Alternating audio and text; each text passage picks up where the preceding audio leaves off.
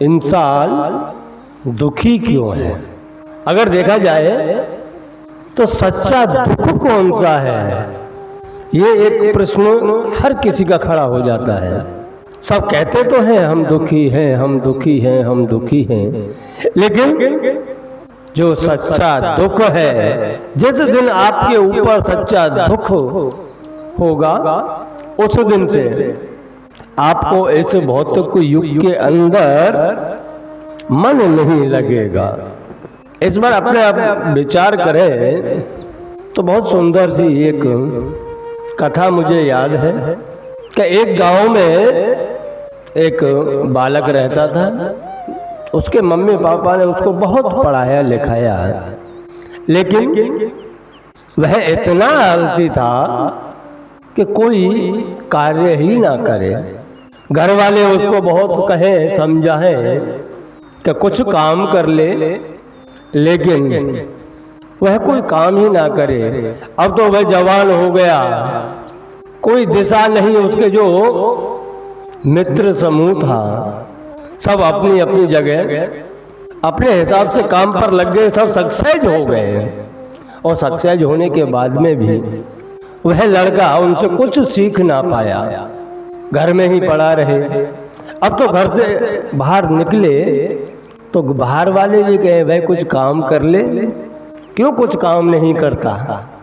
और जब बाहर वाले ज्यादा कहने लगे तो वह छुपने लगा, किसी को अपना मुंह तक ना दिखाए। कारण यही कि उससे जब कोई मिले वो यही कहता भाई कुछ काम कर ले, ऐसे बैठे बैठे जिंदगी कैसे कटेगी, इस जिंदगी में कुछ काम कर ले, ऐसे ही बैठे बैठे तो आपकी जिंदगी नहीं कट पाएगी। इतने में थोड़ा समय व्यतीत हुआ, घर वाले तो कहा ही करते थे, अब तो रिश्तेदार और अड़ोसी पड़ोसी भी कहने लग गए कि कुछ काम कर ले। इधर किसी को मुंह ना दिखाए, पूरे दिन वह छुप करके ही रहे। पर छुपे तो छुपे, कितना छुपे, उस नवयुवान का बाहर निकलना बंद हो गया। लेकिन मन में विचार तो बहुत हो कि मैं भी जाकर के संसार में थोड़ा देखूं क्या हो रहा है, लेकिन जब भी बाहर निकले तभी उसको कोई ना कोई मिल जाए और वही पूछे कि तू कुछ काम क्यों नहीं करता, ऐसे ही घूमता फिरता रहता है। अब तो वो किसी को मुंह दिखाने लायक नहीं रहा। एक दिन विचार कर रहा था कि कितनी तगड़ी कश्ती आ गई है मुझे कि साला जो भी है वही आकर के मुझे कहता है, इससे अच्छा है अपने जंगल में निकल जाते। वह ऐसे ही एक दिन छुपते छुपाते जंगल में निकल गया और जंगल में निकल करके देखा कि एक आश्रम है और उस आश्रम के अंदर सत्संग चल रहा है। कोई महापुरुष संत सत्संग कर रहे हैं और उसने भी विचार किया कि चलो हम भी थोड़ा सा सत्संग प्राप्त कर लेते हैं, बाप जी कुछ कह रहे हैं हम भी सुन ले। सत्संग सुना, सत्संग पूरा हुआ, सब पब्लिक वहां से जा चुकी थी, क्योंकि उस दिन महात्मा जी बात दुख के ऊपर ही प्रवचन कर रहे थे। दुख क्या है और ऐसे जीवन में सच्चा दुख कौन सा है, उसके ऊपर प्रवचन चल रहा था। लेकिन वो लड़का खुद के ऊपर ले रहा था कि मुझसे बड़ा दुखी इस संसार में कोई है ही नहीं, जो भी आए मुझे टोक देता है।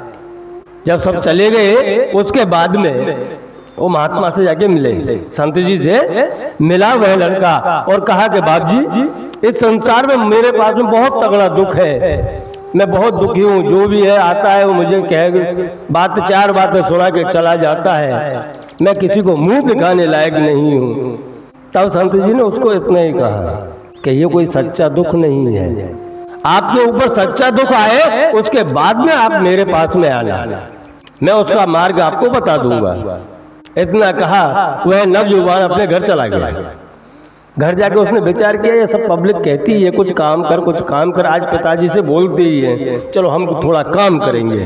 तो उसने खुद के पिताजी को बोला कि पिताजी मुझे थोड़ा पैसा दो, मैं erkuch काम करना चाहता हूँ। अब जो इंसान बचपन से लेकर के जवानी तक एक लकड़ी का तिनका तक नहीं तोड़ता हो और उसे अचानक कहते सुने कि हमें काम करना है, तो उसका पिता थोड़ा प्रफुल्लित हुआ, आनंदित हुआ कि आज मेरा बच्चा काम करना चाहता है, इसलिए उसको थोड़ा सा पैसा दिया। जा कर, तू तेरे को जो अच्छा लगे वह काम कर। उस लड़के ने उससे पैसे से थोड़ा इन्वेस्ट किया और थोड़ा व्यापार चालू किया। वो व्यापार धीरे धीरे धीरे धीरे बढ़ने लगा। एक दिन वह सक्सेस बिजनेसमैन बन गया। पूरे नगर के अंदर उसका नाम हो गया कि वह व्यापारी बहुत अच्छा है। और एक वस्तु हमने भी देखी है, आप भी देखते हो कि इस संसार के अंदर अगर आपके पास में थोड़ा धनजी भाई आ जाए ना, यानी थोड़ी संपत्ति इकट्ठी हो जाए, तो मित्र बहुत आ जाते हैं। और अगर आपके पैसा आपके पास में नहीं है तो कोई मित्र भी नहीं आता। तो जैसे वह सक्सेस हुआ, वह बिजनेसमैन अच्छा बन गया, नगर में उसका नाम हो गया, उसके बाद में उसके मित्र लोग बहुत बन गए। मित्र मित्र में भी फेर है। एक तो मित्र बनता है दुर्योधन जैसा और एक मित्र मिलता है सुदामा जैसा। अब कौन सा मित्र हमें उपयोगी है, ये हमें स्वयं विचार करना चाहिए। उसके मित्र बहुत थे, मित्रों ने उसको थोड़ी सी सलाह दी कि आपका नगर के अंदर तो नाम है ही, इससे अच्छा है आप अब राज्य के अंदर नाम कीजिए, थोड़ा बिजनेस को, व्यापार को थोड़ा बढ़ाओ, और थोड़ा व्यापार बढ़ेगा तो राज्य के अंदर भी आपका नंबर 1 पे बिजनेस आ जाएगा। उसको सलाह अच्छी लगी, फिर तो वो रात और दिन उसी में लग गया कि अब मुझे मेरा नाम बढ़ाना है, राज्य के अंदर नाम करना है। रात और दिन उसी धुन में लगा रहे। उसके पास में संपत्ति होते हुए भी वह उसका आनंद नहीं ले पा रहा है, बस चिंता ही चिंता में वह बिजनेस को आगे जो भी कर्म करना पड़े वह वही कर्म कर रहा है। अच्छा है कि बुरा है, ये सोचने की उसकी मति मारी गई है। लेकिन बुरा तो कितने दिन तक चलेगा? किसी के साथ में बुरा करने जाएंगे तो स्वयं के साथ में भी बुरा ही होता है। इसलिए उसका बिजनेस वहां से डाउन हुआ।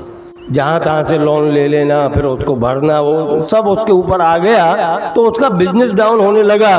फिर तो और चिंता लग गई कि मैं तो जितना बिजनेस में सक्सेस था उससे भी नीचे चला गया। अब तो पैसा मांगने वाले भी घर पे आके तगादा करने लगे। फिर उसने सोचा क्या पिताजी से थोड़ा पैसा और मांग लेते हैं, शायद मेरी मदद कर देंगे। उसने पिताजी से कहा कि पिताजी मुझे थोड़ा पैसा और चाहिए, मेरे ऊपर थोड़ा कर्जा हो गया है। तो उसके पिता ने बोला बेटा मेरे पास में जो था मैंने सब तुझे दे दिया था, बस एक ये मकान बचा है, इसमें तेरी माँ और मैं दोनों रहते हैं। अगर इसको भी बेच देंगे तो हमें क्या भीख मांगने के लिए जाना पड़ेगा। बेटा अब तू इस काम को रहने दे, पैसा हमारे पास में नहीं है। इतना कहा, रातों की नींदें उड़ गई, क्योंकि जब कर्जदार आकर के आपके खड़े हो जाते हैं पैसा मांगने के लिए तो वह जिंदगी कैसी होती है जिसने लिया है उसी को पता है। अब उस नवयुवान ने विचार किया कि अब इस जिंदगी से जीने से अच्छा है अपने जाकर के प्राण त्याग देते हैं। एक पहाड़ पर जाकर के पहुंच गया और पहाड़ पे जाके पहुंचा, वह जैसे ही अपने प्राण त्यागने वाला था तब उसको एक बात याद आई कि वो गुरुजी ने सत्संग चल रहा था ना, सच्चा दुख कौन सा है, उस दुख को बताने के लिए अब मैं जाऊंगा, वो मुझे कोई ना कोई मार्ग बताएंगे। तो वह उस आश्रम में फिर से गया कि अब तो मैं प्राण त्यागने वाला हूं, और प्राण त्यागते समय जो दुख प्राप्त होता है उससे तगड़ा दुख कोई नहीं है, वही सच्चा दुख है, वही सच्चा दुख है। इसे मैं जाके गुरुजी को बताता हूँ। वह संत से बात करने के लिए आश्रम में गया और संत को देख करके प्रणाम किया और संत को जाके कहा कि गुरुजी अब मेरे ऊपर सबसे बड़ा दुख आया हुआ है, सच्चा दुख तो अब पड़ा है कि मैं मेरे स्वयं के प्राण त्यागने वाला हूँ। गुरुजी ने कहा कि पहले पूरी बात बता, तब मैं डिसाइड करूंगा कि तुम्हारा सच्चा दुख है कि नहीं। उसके बाद में उसने पूरी बात बताई कि मैं सक्सेस बिजनेसमैन बन गया था और आज मेरे जो हितैषी बन रहे थे, जो मेरे भाई बंद, जो मित्र थे, वही मेरे प्राण लेने के लिए तत्पर है, धमकी देते हैं, उनसे पैसा लिया हुआ है और वही छोड़ छोड़ के भाग गए। जो जिनसे पैसा लिया है वे मारने की धमकी दे रहे हैं। अब क्या करूं? तब गुरुजी ने फिर भी उसको यही शब्द कहा कि बेटा ये सच्चा दुख नहीं है, अभी सच्चा दुख आए तब मुझे बताना, मैं आपको उसका रास्ता बताऊंगा। तो लड़के ने कहा गुरुजी इससे भी बड़ा कौन सा दुख आएगा, मैं स्वयं के प्राण त्यागने जा रहा हूं कि ये दुख नहीं है। हाँ, तेरे बिजनेस के अंदर थोड़ी कमी हुई है, प्रेशर है, इसके लिए मैं तुझे एक रास्ता बताता हूँ। तो संत अपनी कुटिया में गए और वहां से एक मटका लेकर के आए जिसके अंदर सोने की असरफियां भरी हुई थी कि ये ले संपत्ति मेरे कोई काम की नहीं है, इससे तेरे बिजनेस को चला दूं। तो संपत्ति लेकर के आया, सबके कर्जे चुका दिए, छोटा सा बिजनेस उसने और डाला फिर, क्योंकि जो बड़ा हो चुका था वो तो फेल हो गया, लेकिन छोटा सा डाल करके धीरे धीरे हुए फिर उसमें सक्सेस होने लगा। और जब वे सक्सेस हो गया उसी क्षण उसके माता पिता का देहांत हो गया। एक ही एक लड़का था, माता पिता से बहुत प्रेम करता था, लेकिन जब माता पिता का देहांत हो गया तो उसको अकेलापन लगे, खाली खाली जिंदगी लगे, अकेला पड़ा पड़ा विचार करे कि मेरे माता पिता थे तब तक तो सब अच्छा था, अब ये संपत्ति है तो किस काम की है, मेरे माता पिता नहीं रहे, यही विचार करता रहे, बहुत अफसोस करे। एक दिन विचार किया चलो ये बात अब जाकर के गुरुजी को बताऊंगा, यह बात गुरुजी को जाके बताता हूँ कि मुझे बहुत दुख है, मेरे माता पिता नहीं रहे और इस संसार में वह आए भी, बहुत करके भी गए, लेकिन साथ में कुछ लेकर के नहीं गए। यह बात उसके मन में आई, गुरुजी के सामने जाके रखा, गुरुजी बहुत परेशान हूँ कि क्या हुआ कि मेरे माता पिता नहीं रहे। इतने वर्षों तक वह बहुत कमाया, उन्होंने बहुत खर्चा भी किया, लेकिन जाते समय वो कुछ लेकर के भी नहीं गए। इस संपत्ति का अर्थ क्या है? क्या इस संसार में आने के बाद में कोई कुछ लेकर के जा सकता है? मुझे यही दुख है कि मैं रात और दिन इस बिजनेस की लाइन में दौड़ रहा हूँ, इतनी संपत्ति मैंने भी कमा ली है, लेकिन जब इसको मैं लेकर के ही नहीं जा सकता तो यह संपत्ति किस कार्य की? जब हम इस संपत्ति को लेकर नहीं जा सकते तो क्या यही जिंदगी है? अगर यही जिंदगी है कि कमाते रहो खाते रहो, साथ में कुछ जाने वाला नहीं है, तो यह जिंदगी में व्यर्थ में क्यों जी रहा हूँ? अब मुझे कोई मार्ग बताइए, क्योंकि मैं तो दुखी हूँ और मुझे लगता है कि जब कोई संसार में आया है तो जैसे जाएगा तो फिर उसकी लालसा क्यों करनी, उसके पीछे क्यों भागना? आज तक मैं माया में भाग भाग करके इतना दुखी हो गया हूँ कि गुरुजी मुझे कोई मार्ग बताइए। तब उन संत ने खाली इतना ही कहा गुरु भाई कि बच्चा, सच्चा दुख तुझे अब पड़ा है कि तुझे अब जाकर के थोड़ा ज्ञान हुआ है कि इस संसार के अंदर अकेले आए थे, अकेले जाएंगे, कुछ लेकर के आए नहीं थे, कुछ लेकर के जाएंगे नहीं, इससे बड़ा दुख और कौन सा हो सकता है? फिर भी हम इस माया के जंजाल में दौड़ रहे हैं।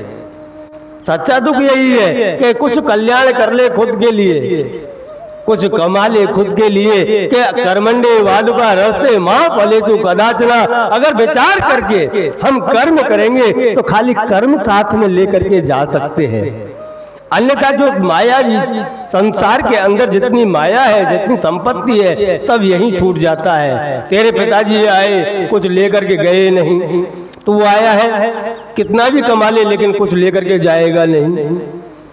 इससे बड़ा दुख कोई नहीं है। अगर देखा जाए तो सच्चा दुख यही है कि हम इस संसार में आए हैं, फिर भी हम स्वयं को अथवा तो हमारे पर ब्रह्म परमात्मा को पहचान नहीं पा रहे कि हम इस संसार में आए क्यों हैं। अगर इतना हमें पता चल जाए तो हम स्वयं का तो उद्धार कर ही सकते हैं, लेकिन एक समाज के लिए भी उदाहरण का रूप बन सकते हैं। तब जाकर के आपका स्वयं का जो सच्चा दुख है उसका मार्ग मिल सकता है। आज वह लड़का सच्चा दुख लेकर के गुरु के पास में गया है और गुरु ने उसको फिर मार्ग बताया है कि अब तू डोर लगा ले पर ब्रह्म से, तेरी कल्याण हो जाएगी। आज के बाद में तुझे जिंदगी जीनी है तो स्वयं के लिए जियो, दुनिया को दिखाने के लिए नहीं। जा परमार्थ परमो धर्म का मार्ग पकड़, जितनी कमाई है कमाता भी रहे और दूसरों को राजी करता भी रहे, जितना तुझसे हो सके परमार्थ के कार्य करता रहे, उसी में तेरा धीरे धीरे कल्याण हो जाएगा। अब एक बिगड़ा हुआ बालक को जब सच्चा दुख प्राप्त हुआ तब जाकर के उसको गुरु की शरण प्राप्त हुई। अन्यथा इस संसार के अंदर कितने जीव हैं जो अभी भी माया के अंदर दौड़े जा रहे हैं कि हम इतना कमा लेते हैं, हमारे बच्चों के लिए इतना कमा के रख जाएंगे। जब बच्चों के लिए रखना है तो उसमें कमाना ही क्या, बच्चे स्वयं का खुद कर लेंगे। जब तुम भी तो कर रहे हो ना भाई अपने बच्चों के लिए, तो बच्चे स्वयं का नहीं कर सकते। जो इस संसार में आया है वह स्वयं का कर ही सकता है।